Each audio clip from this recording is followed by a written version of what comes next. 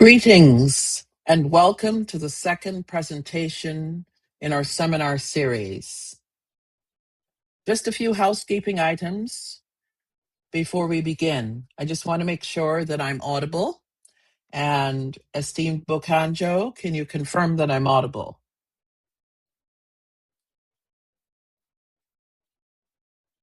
Hearing nothing further, I will continue.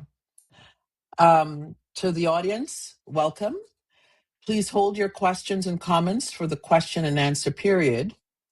You may either write your question or comment in the chat or raise your hand during that time. I will do my very best to read all the questions from the chat, and I will alternate between raised hands and the questions in the chat.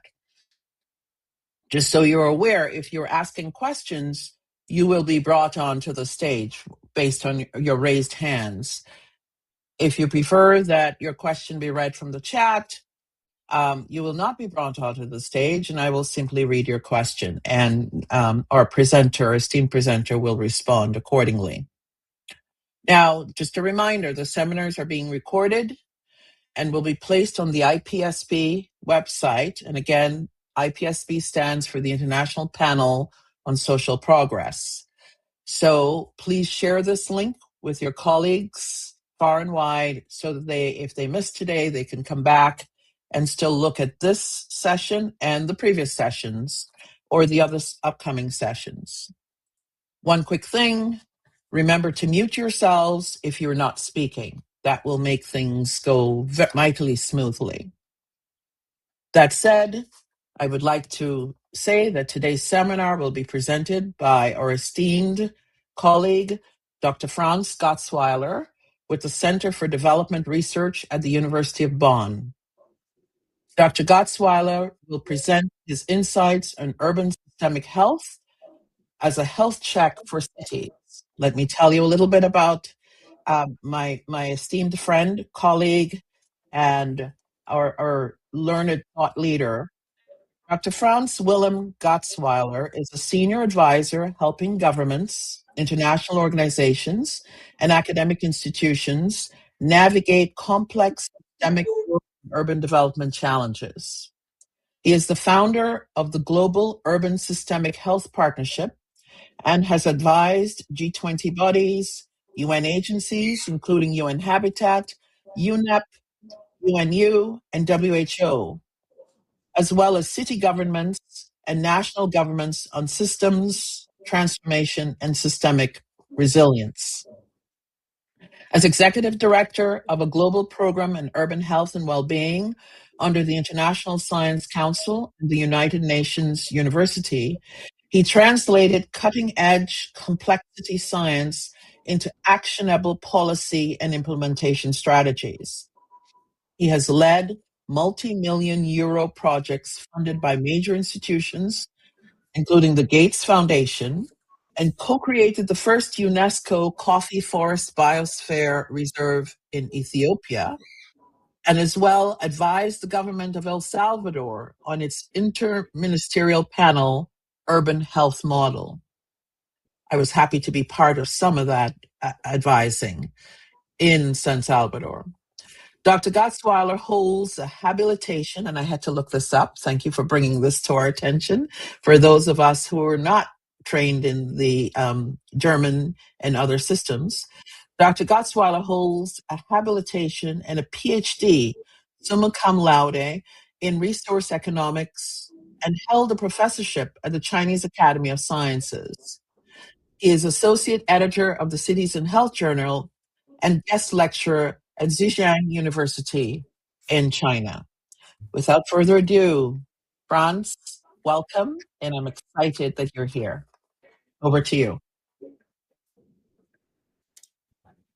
Okay, thank you very much, Margot and IPSP for inviting me to this seminar series. It's very exciting, I think. Thank you also, Yonette, for your kind introduction and for moderating this session, and Joseph as well for giving me the introduction to the new technology. Let me proceed. Okay. So I will present to you today an outcome of a program of the International Science Council, which I had the honor to be executive director for 8 years. And retrospectively, I would say that it was largely a consultation and deliberation process, which aimed at promoting a systems approach to urban health. However, 3 core issues remained rather contested, I would say, among the members of the scientific committee. First, urban. What is a city? Second, health.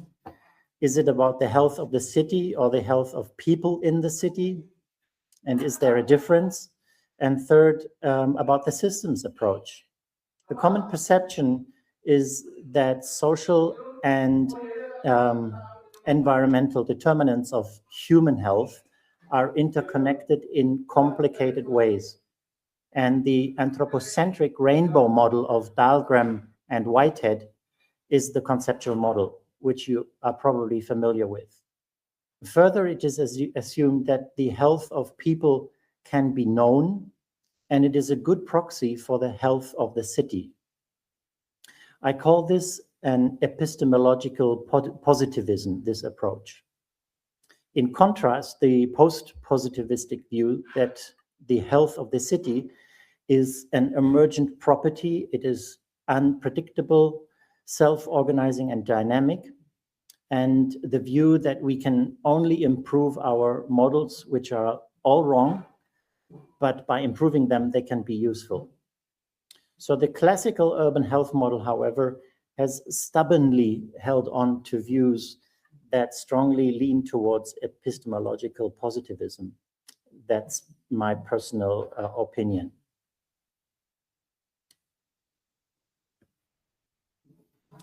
I think we need to start with a short history of cities. This picture shows you the history of cities squeezed into a single picture, which can be viewed from the left to the right as time goes by. Humans started as small nomadic communities of hunter-gatherers, and through time became sedentary, and eventually cities evolved. We all know this story, but today we also know that the transition from hunter-gatherers to farmers and urban dwellers was not so smooth. It wasn't a smooth progression. In the beginning of a sedentary lifestyle, which was triggered by a warmer climate and more steady climate also in the Holocene, people were not trapped, but still engaged in hunting and gathering. Hunter-gatherers sometimes stayed longer in one place and even created monuments and art. So the real picture of the history of cities is much more diverse than a steady progression. And that history in different geographical regions and environments also reflects some basic principles of the physics and of the complexity of cities. And that's what I would like to go into a little bit next. So before we talk about urban systemic health, we need some clarification on basics.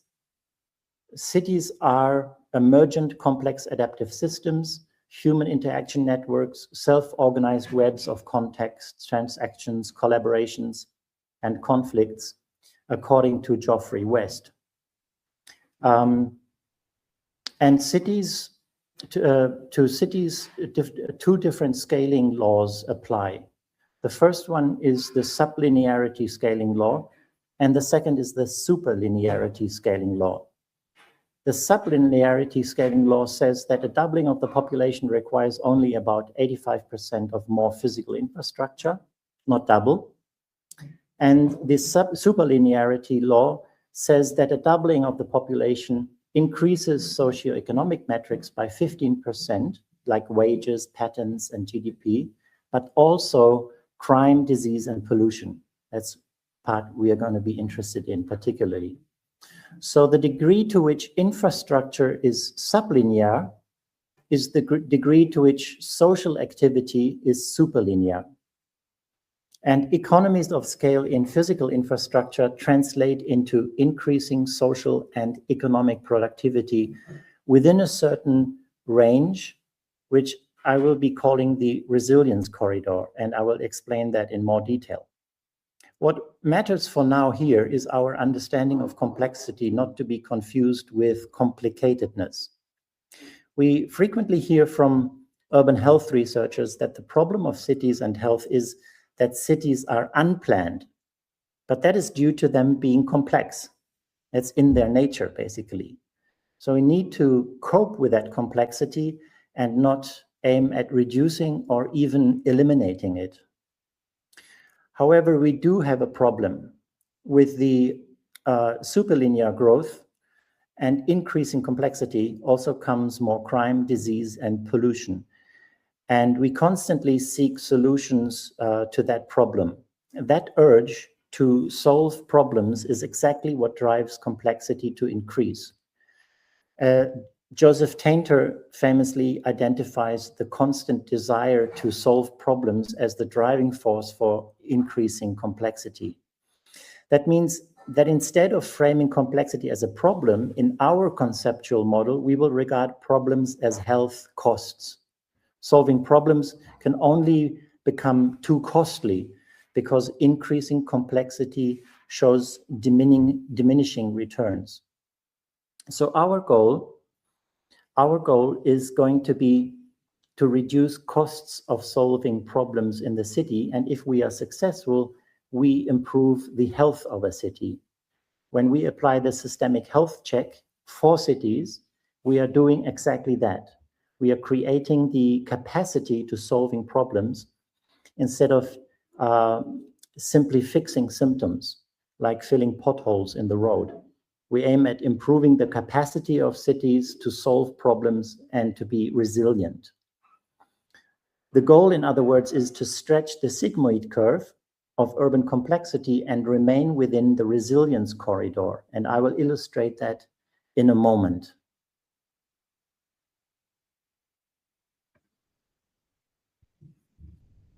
Okay.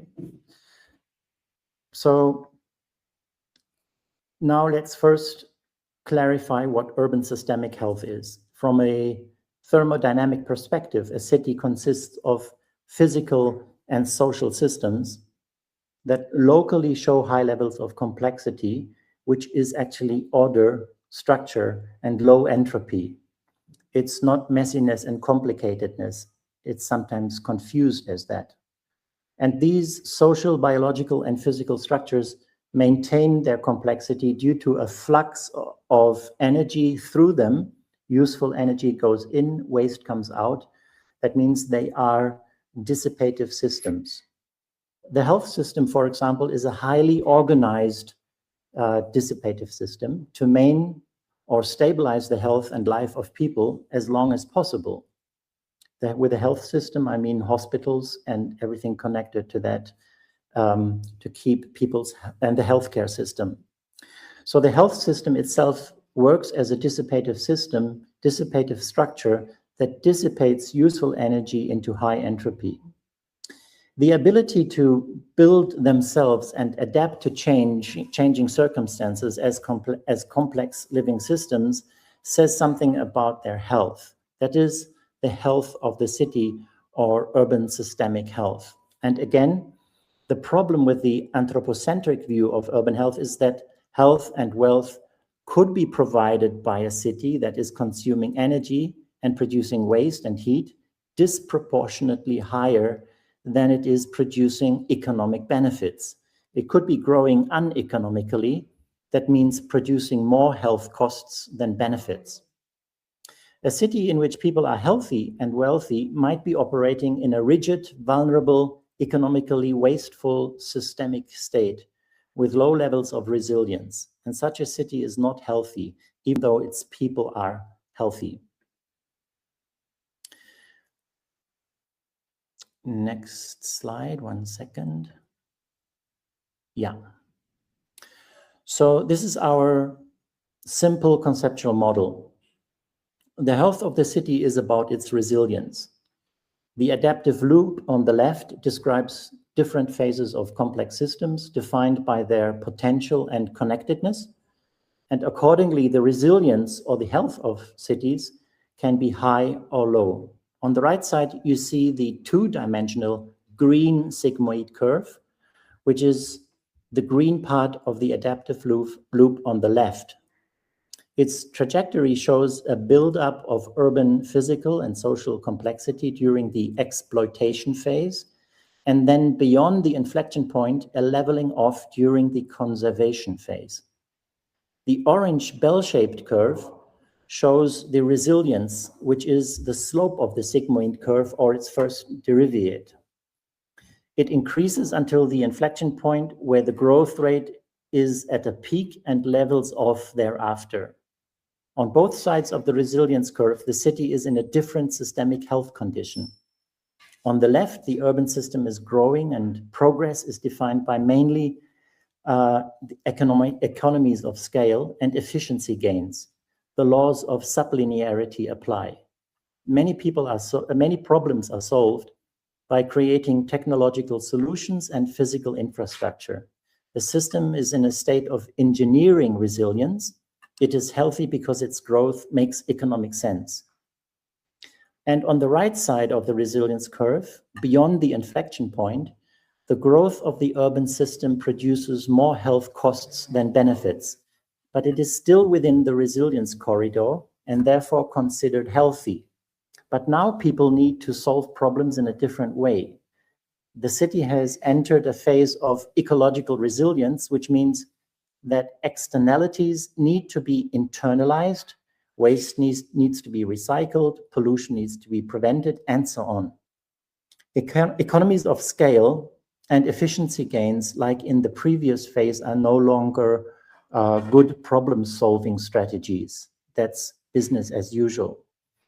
Engineering innovations need to happen at ever higher frequencies if business as usual is followed, or fundamental institutional reforms are required. That means rules and laws for doing things differently.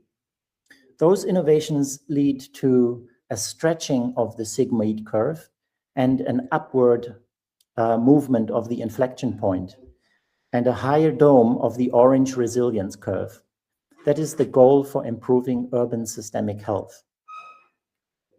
So connecting to what Geoffrey West said about the physical and social network in cities, we could say that the health benefits and costs cancel one another out at the inflection point, and health costs start growing faster than benefits beyond the inflection point, leading to what Joseph Tainter termed decreasing marginal returns to increasing complexity.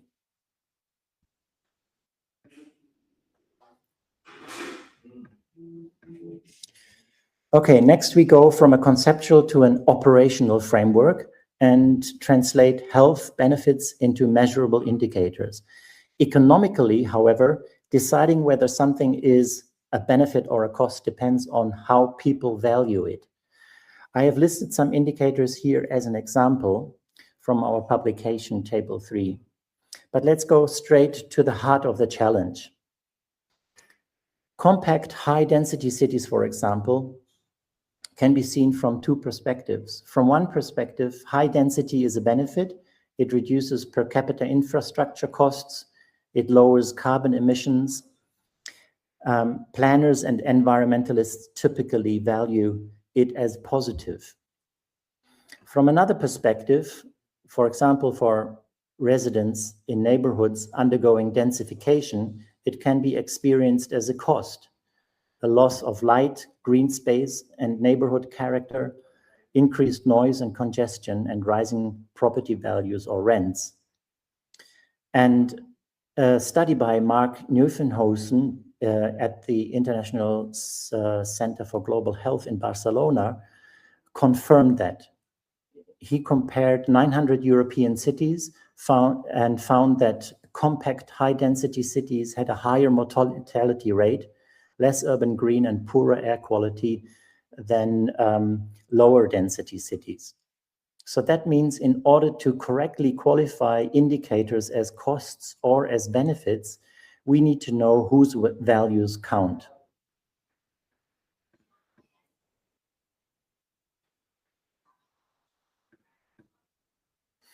Now, after the rapid health check, which defines and assesses health benefits and costs. We use those same indicators as variables to build the system, define system boundaries, and carry out a systemic health analysis. Only after that we know which goals to define in step 3 for improving the health of the system, the urban system. And if the capacity to implement those goals has not already been part of the systemic analysis in step 2, we redefine goals or do an urban health capacity assessment according to the guidelines of the World Health Organization.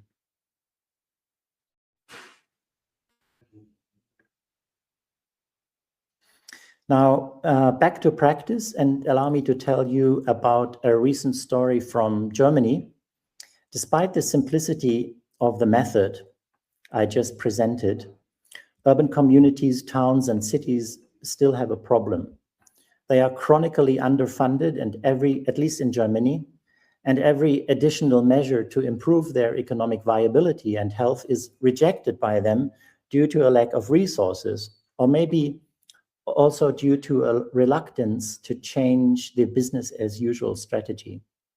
This stubbornness persists and leads to a lacking capacity to apply for resources, which could actually improve the capacities to apply for funds and resources.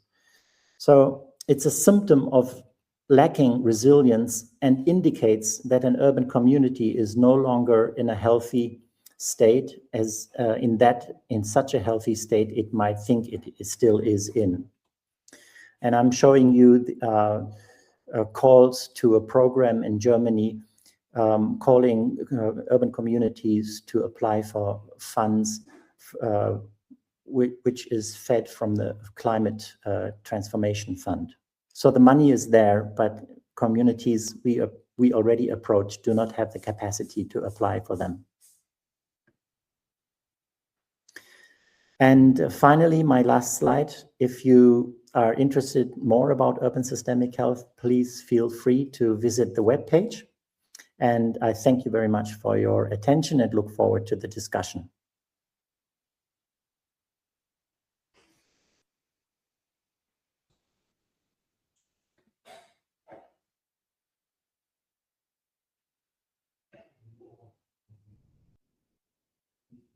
Me to re-admit myself. Thank you so much for those insights. And I would ask you to make a plug for the article that you just in the Cities and Health Journal, along with and the link to the City Know-How, so people can you might just say a little bit about that before we go to the questions and answers. Yes, I'm happy to send a link to the article which has been published in Cities and Health, like you said, Yonette. Where do you want me to post that? Here we can post it in the chat, and okay. Maybe you could let people know a little bit about how it links into the City Know-How, because I think you added something to that. I don't know if you would like. You don't have to, but it might be a good thing. It's a practice piece, yeah. The journal Cities and Health requires contributors, authors of articles and other contributions to also produce a sheet called City Know-How, so that practitioners in cities, decision makers, know what it's all about in a short form, and know also why they should be reading the article. It's a condensed and in a more simple language formulated summary, basically, of the article. I think that's very useful, because usually we publish. When I say we, I mean we scientists publish for ourselves. Yes. And few practitioners have access to those articles and also don't know why they should access them and don't have time to access them and to read them. So this new City Know-How is a great piece. It's like maybe similar to a policy brief. Yes. And it's particularly interesting, Franz, given the the insightful work that you're doing and the complex nature of it. It reminds me when we were in El Salvador and the mayors were asking for us to break it down so that they could take it back to their municipalities. And this is an opportunity that allows people at municipal levels and other levels to share the essence of the information, the important information you provide on the mechanics of cities and cities as unique centers for systemic health, urban systemic health. So thank you. Are you ready to take some comments and questions, Franz? I'm very ready to take questions. Okay. Yes. So we had 40-something people register, but it seems like we just have a few here today. You know, timing is everything. So I'd like to invite the audience. I don't see any questions in the chat. And so I wonder if Bokanjo, if we could bring everyone on stage, since there are just about 13 people, and engage and see what comments and questions there are for Dr. Gatzweiler.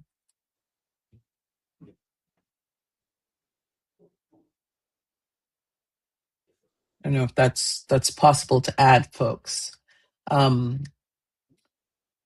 we do that, Franz, where do you see the next steps of this? Because those of us who are in your circle and your co-authors know that this has been something that you've been working on and talking about over for some time. And now I'm excited to see it coming to fruition, ready to be implemented. What's your next, how do you see this? I see what's happening in Germany and you're influencing that. And I see Karthika on stage, and I know she's part of a group that's really interested in this kind of dynamic. How do you see other scientists, other practitioners, other thinkers interacting with this information, with this model? Yes, thank you, Yonette. So the second last slide I showed was basically this step we are trying to take in order to implement the systemic health check. So I would call it urban health check if the term urban health was not already occupied by a different network, which I try to explain that they have a slightly different understanding of what urban health is. So, one of the obstacles for urban communities, towns, cities to adopt any kind of new thinking like this one is that they need time and resources to get into the topic, and then also when it's about applying it, like carrying out steps 1 to 4, to find time to do that, and also financial resources, of course. And I showed you, I mean, there is, especially in Germany, there is money available to do things like that. But those, few communities we approached where friends within our network work in city administrations, they seem not to have the capacity even to do something else in order to assess their health capacity, even though there's a large incentive, seemingly large incentive to get money for that. So I'm a little bit riddled by myself at the moment how to proceed with these obstacles, and apart from making it known in seminars like this, I think we need a long breath to try to convince cities that it's a good way to start is to find out where cities are in this stage of complexity. Okay, brilliant. Karthika, you have a question? I see. Yes. Yes, I do have a lot of Introduce yourself, Karthika, because I think you're coming from a very important perspective. Yes. Well, my name is Kartika. Everybody can see that. So we all worked. So I'm part of a larger network of really wonderful people spread across the world, working on different themes, which can include health. It could include food security, climate, water, anything that touches human life is something that we are interested in and that we engage in. And together we work under the umbrella of the International Center of Humanity. And a large part of what pushes us to continue to do the kind of work that we do, which is primarily around social impact, is the fact or the realization that most answers usually come from the communities themselves. And it is that recognition that has led us to kind of organize ourselves in manners where we are working with communities across contexts to understand what is it that they think are the problems and finding solutions based on their contexts and experiences. Which kind of connect. So whenever you started talking about cities and systemic health, and why it resonated with me a bit more was also because just before this call, I was talking to this young medical student from Cameroon. And he was talking about how there was an outbreak of hantavirus there. And he started, I mean, there were classes, like he was attending classes where they were talking about how there are a lot of preventative infectious diseases which are not prevented in his ecosystem because of the amount of plastic waste and the amount of the issues with sanitation that their cities face in general. So we were talking in lines of how he has organized his community and his students to come together and do cleanup drives and kind of spread more awareness around how this could be tackled. Of course, like you said, there are obvious material and like resource crunches that they face as well. But this got me thinking, like, given your presentation as well, that do you think that there is a contradiction in why we as say, civilizations have like conceptualized cities? They were centers and hubs of productivity. They were hubs of, say, production in general. And those that agenda for that matter might not be very compatible with the idea of, oh, you need to take care of the environment. And I say that sitting in Delhi because it's extremely hot here. It's like 50 degrees when it's summers now. Air pollution is out of the roof. Like it's 600 AQI, and it's just unnatural for anybody to be living here. But at the same time, the reason why we're living here is because it's the capital. And the density of industries, the density of construction that happens here is just unreal. And that is because the city is expected to grow that. And I think you mentioned that a little bit in your presentation as well. But how do we deal with this contradiction? Whereas when city planners or where policymakers are dealing with this issue, their priorities can be completely different from the people who are actually inhabiting that particular space. Yeah. Yes. Shall I take that question straight away? Yeah, please. Yes. Yes. Yeah, of course. If I would have the answer to that question, I know the situation you are describing. I know the dilemma you're describing. I've been in New Delhi. I would, from what I just said, I would say that it is not a healthy city.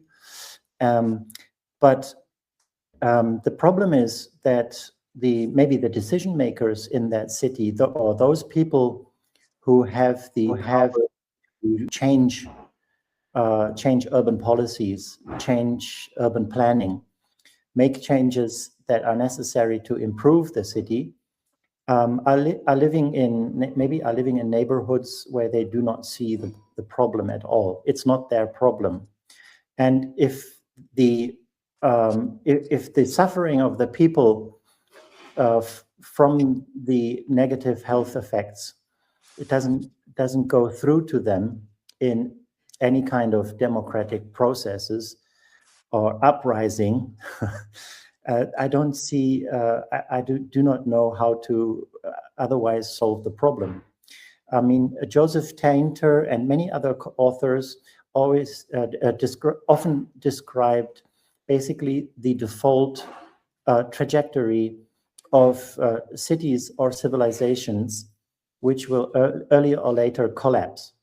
And if we just let things run as they are without, like I called them, transformational changes on the, like stretching the sigmoid curve, I called it like that, then the default trajectory of complex systems like cities is simply collapse earlier or later. When it happens, I don't know. So I wonder also, this is a very important point, having been in Delhi as well and spent significant time there. But there are other cities, right? So yes, it's an issue of people are not aware. I think in the case of Delhi, people are aware. But it's this whole notion. That's why, the World Bank Group several years ago talked about the notion of primary, secondary, and now we're talking about tertiary cities. And the fact that when the primary cities become so over capacity, we see it in Dhaka in Bangladesh, people move to the secondary cities and the tertiary cities for opportunities, etc. How does your model expand, Franz, to the notion of looking at what happens at the primary city level and the secondary city and the tertiary city, if those exist, and they do, in terms of population growth, the dynamics, informal settlements and those things that pile in? What kind of policy action can we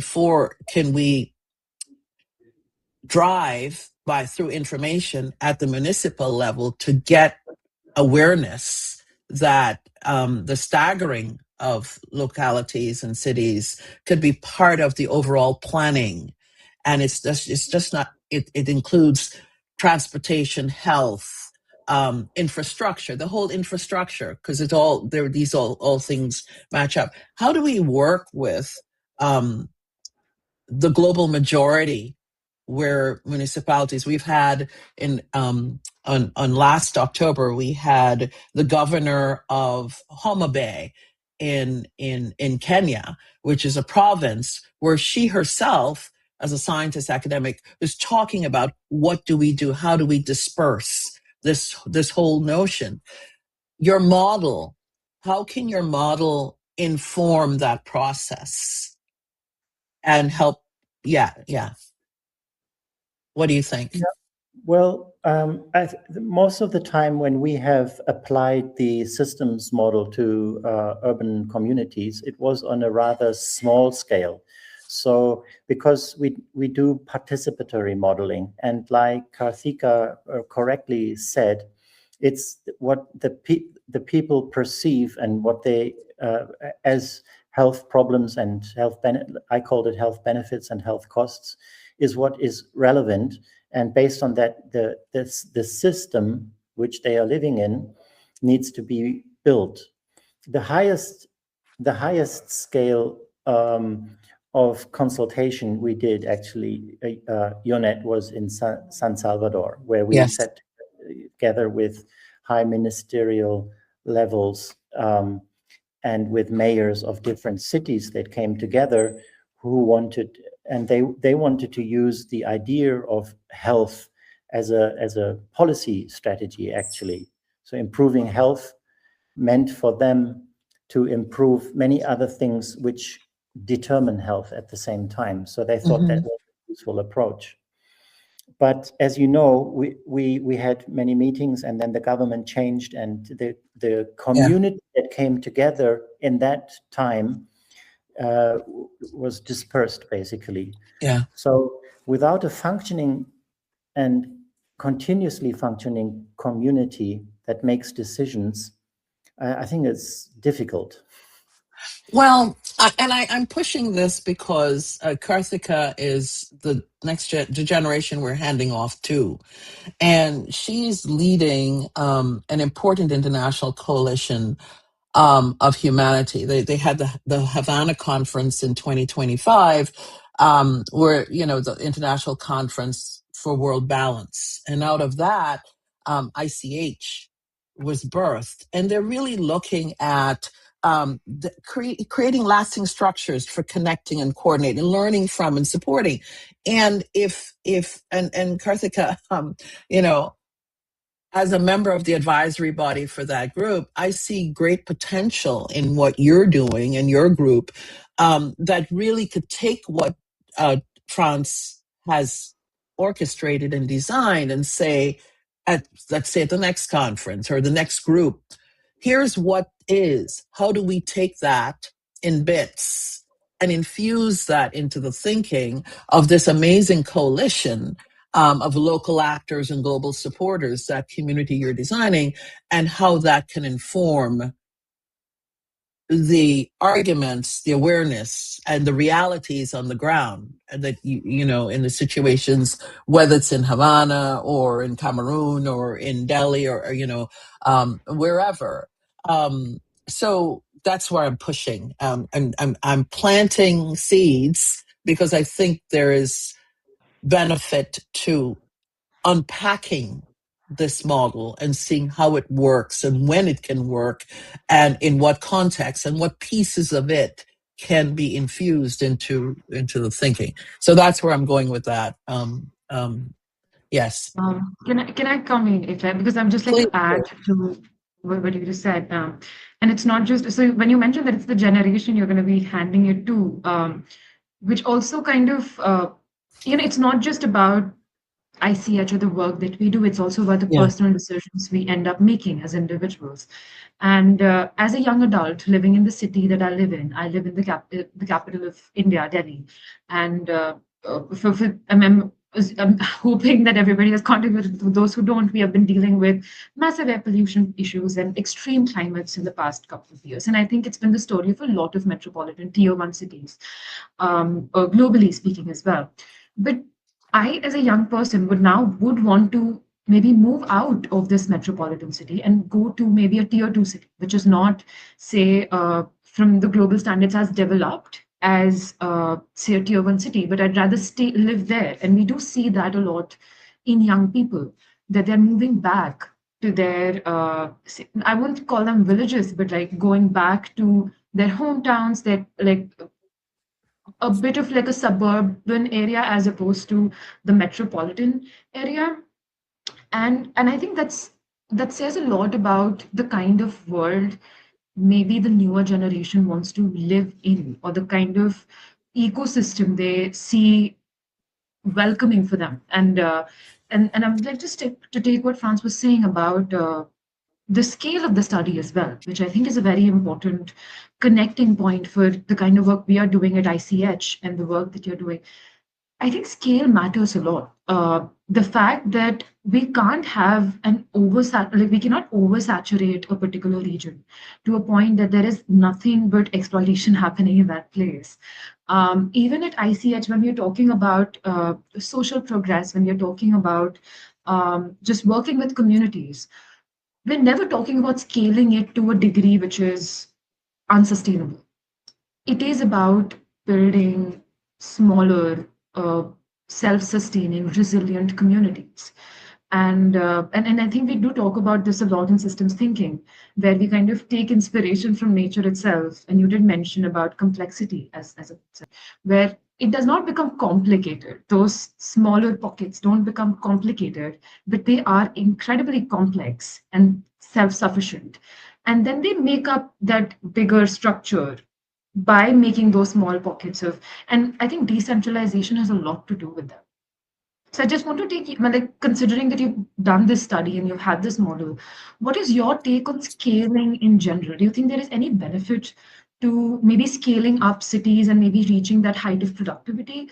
And how do we even determine what is the best scale at which we should be functioning as societies to optimize our, say, health outcomes for that?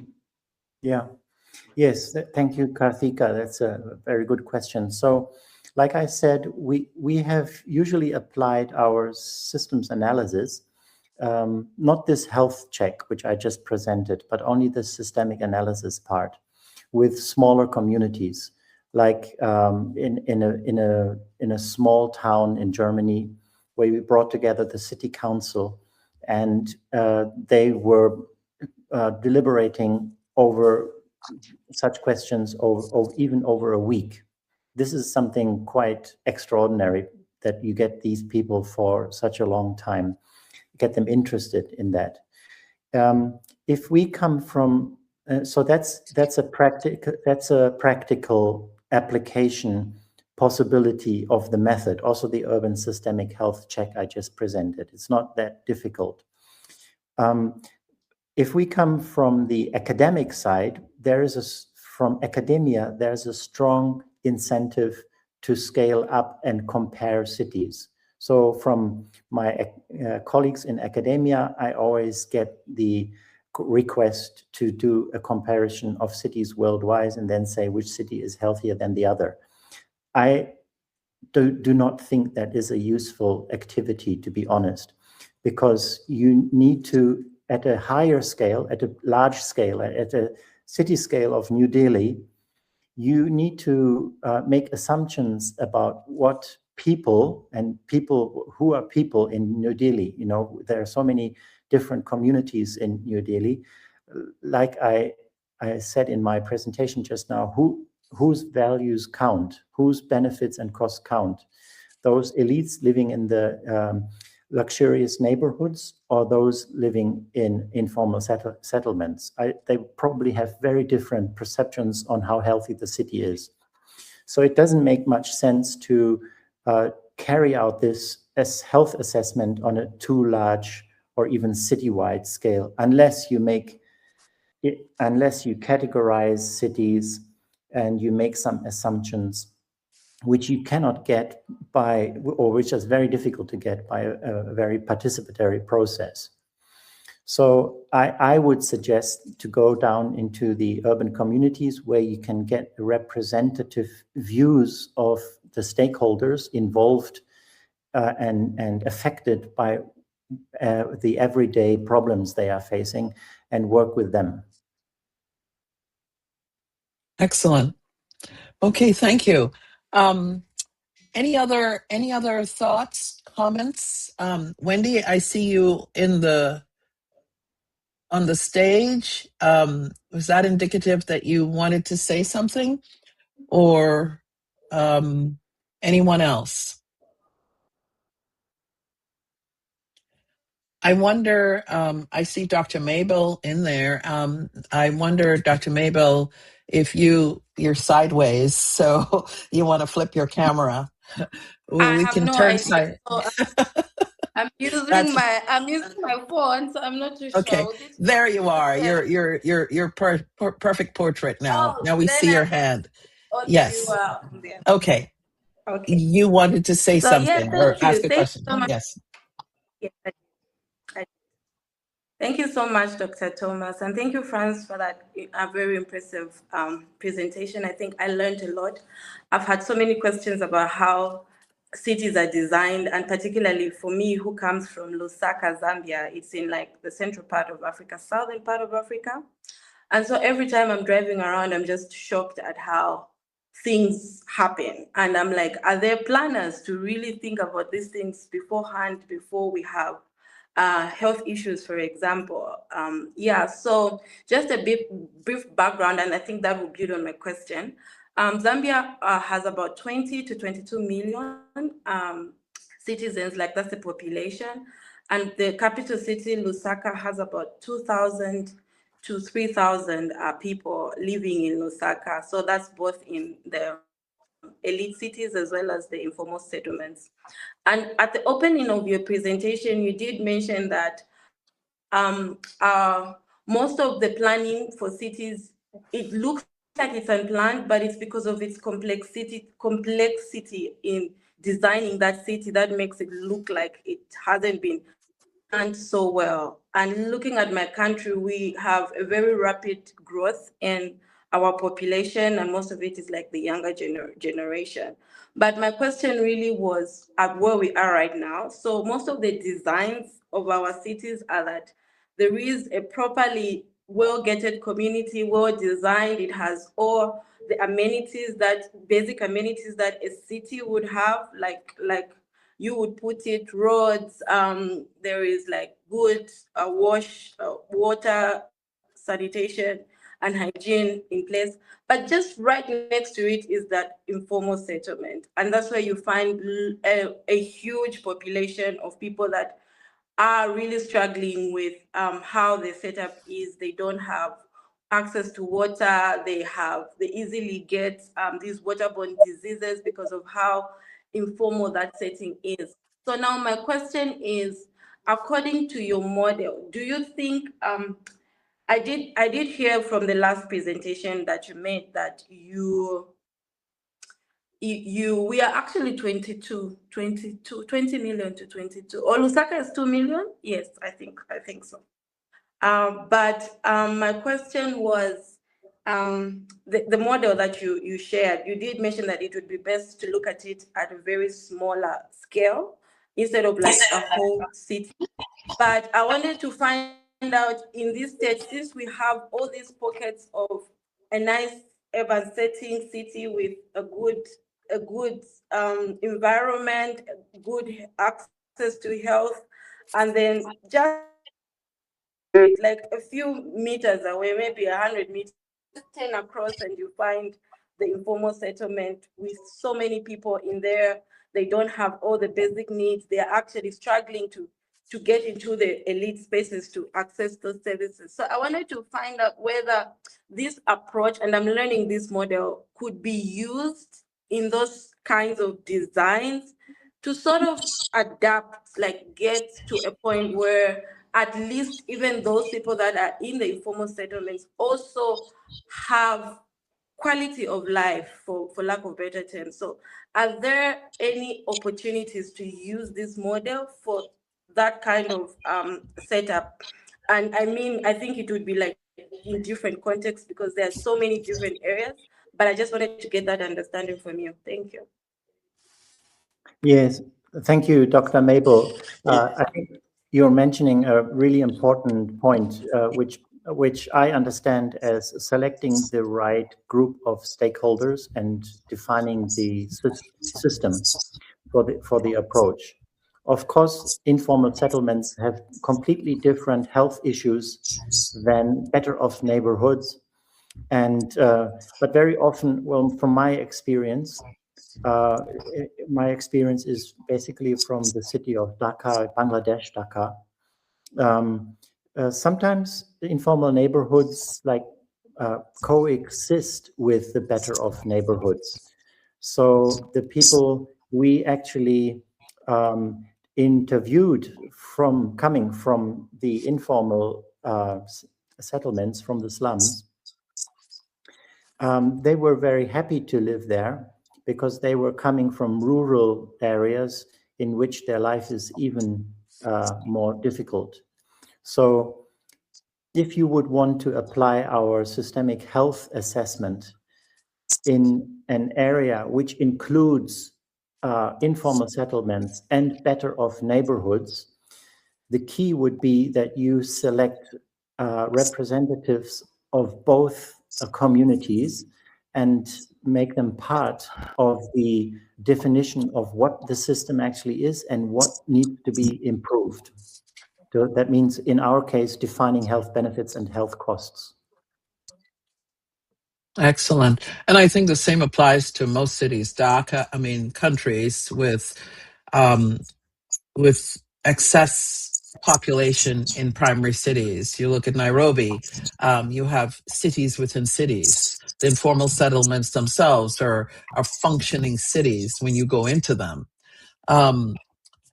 I just want, there's a question from Dr. Helena Michoud for you, Franz. How do you see the resilience corridor being integrated in small business support and job creation? She's wondering if you have any thoughts on that.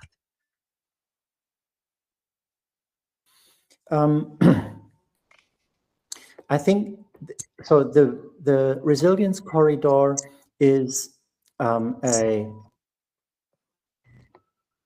corridor of a state in which a system is, or let's say a community, and job creation and employment opportunities would be one indicator for the health condition of that community.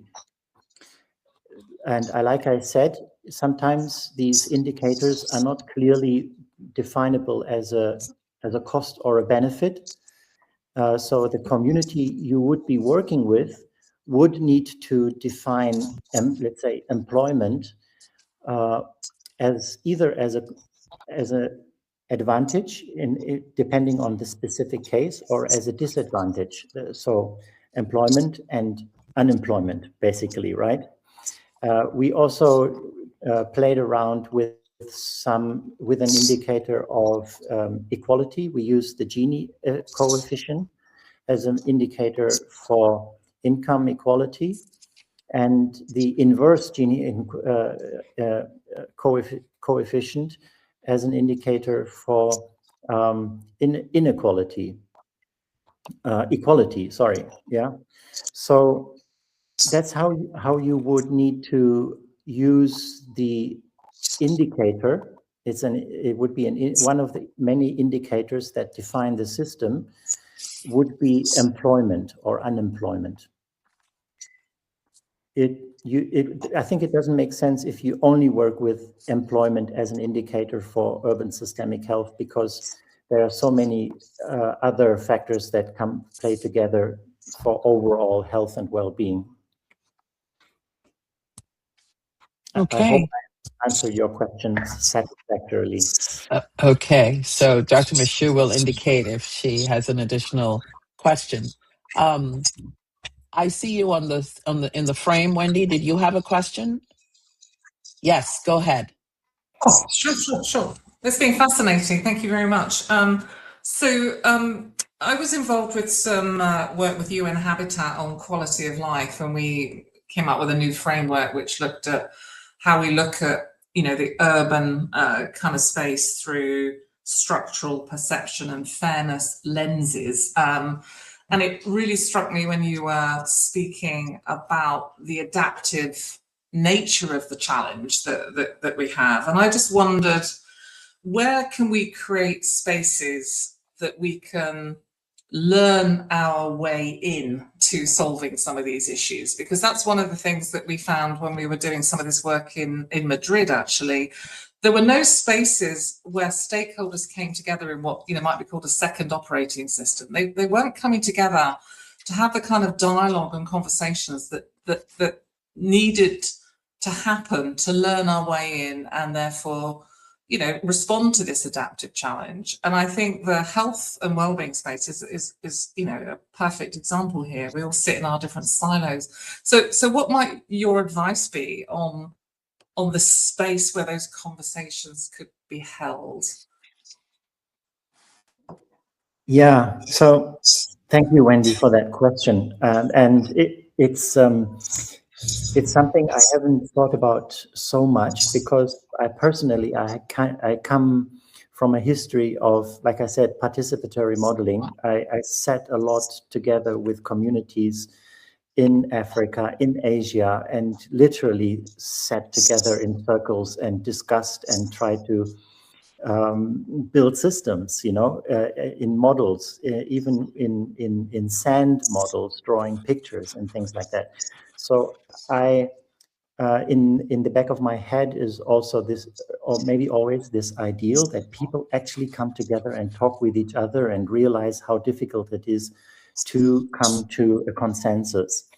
Now, what you are mentioning, that these spaces where people can come together for a dialogue, for deliberation, might be narrowing down.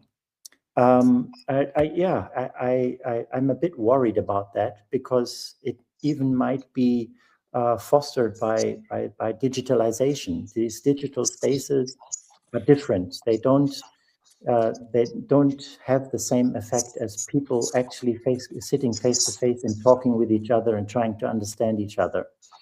So if the spaces where people can come together to deliberate are narrowing down, I see this as problematic.